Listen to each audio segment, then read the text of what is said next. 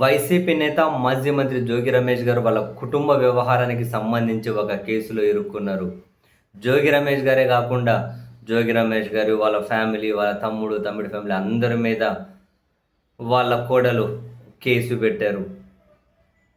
వాళ్ళ కొడుకు రాజీవ్ ఉన్నారు కదా, రాజీవ్ వాళ్ళ భార్య, వీళ్ళందరి మీద కేసు పెట్టింది. యాక్చువల్‌గా పెళ్ళై జస్ట్ నాకు తెలిసి ఒక సంవత్సరం అయిందేమో అంతే. గత నెల మేలోనో ఏమో అయింది. సంవత్సరమే పెళ్ళయింది.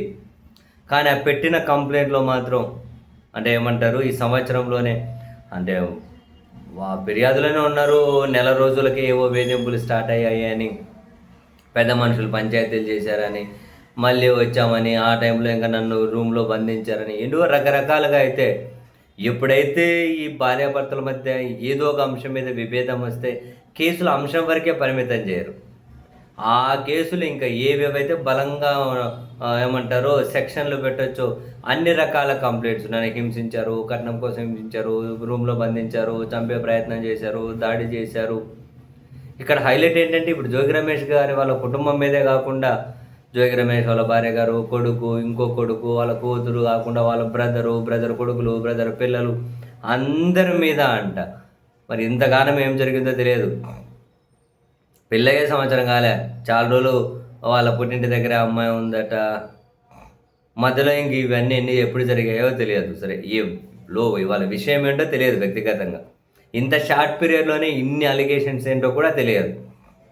అయితే ఈ క్రమంలో సరే పోలీసులు ఇటువంటివి నిష్పక్షపాతంగా విచారణ చేయాల్సిన అవసరం అయితే ఉంటుంది, కుటుంబ వ్యవహారం కాబట్టి.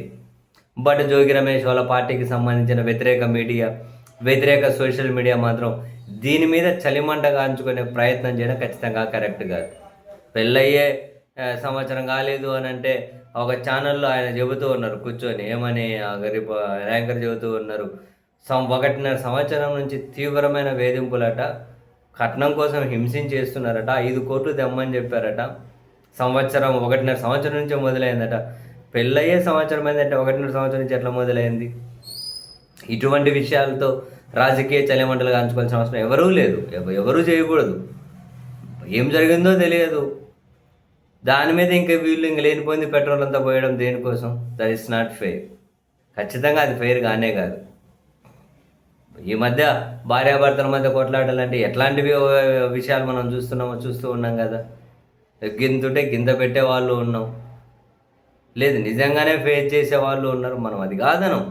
ఒక ప్రజాప్రతినిధిగా, అది కూడా ఒక మంత్రిగా పనిచేసి ఇంత సుదీర్ఘ రాజకీయ అనుభవం ఉన్నటువంటి వ్యక్తులు వీళ్ళు వెళ్ళి కుటుంబాలు ఒక మనిషిని చంపే ప్రయత్నం చేశారంటే ఇవంతా ఎట్లా? అది కూడా కుటుంబ వివాదాలకు సంబంధించి అంత నిర్ణయాలు ఎట్లా తీసుకొని ఉంటారు? నెల నుంచే కట్నం కోసం వేధించడమే ఎట్లా స్టార్ట్ అయ్యి ఉంటుంది? ఏంటి ఇదంతా తెలియదు. అదే తేలాలి అంటున్నా ఏం జరిగిందో. ఆ ఫ్యామిలీ కూడా చెప్పనియండి. ఒకవేళ వాళ్ళు చెప్పాలని కూడా చెప్పవచ్చు, లేకపోతే చెప్పాల్సిన అవసరం లేదు. వ్యక్తిగతం, కుటుంబ వ్యవహారం. వ్యక్తిగతం అనే కూడా ఒక కుటుంబ విషయం. సరే ఇప్పుడు కేసు వరకు వచ్చింది, స్టేషన్ వరకు వచ్చిందంటే వ్యక్తిగతం అంటే ఎవరు ఒప్పుకోరులేండి. కుటుంబ వ్యవహారం నిజాలు ఏంటో తెలుసుకోకుండా ఈ విధంగా ఛానల్స్లోను, సోషల్ మీడియాలోను ఇంత తీవ్రంగా అటాక్ చేయడం అంటే నాట్ ఫెయిర్ అనిపించింది.